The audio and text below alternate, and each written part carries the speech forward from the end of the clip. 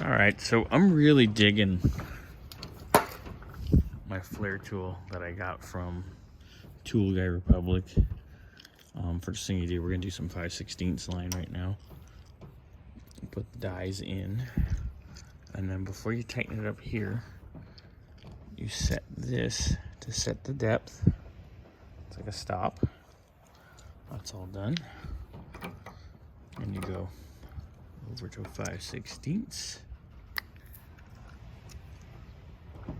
And that right there, this will make your first flare, which will be your bubble flare. So you just put it in and you break her over.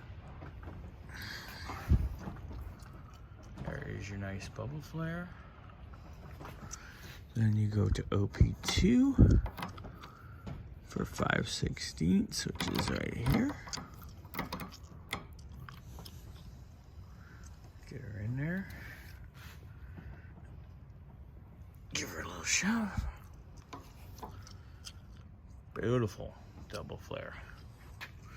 So you undo it here at the top. There we go. Pull our pin. Voila. Beautiful.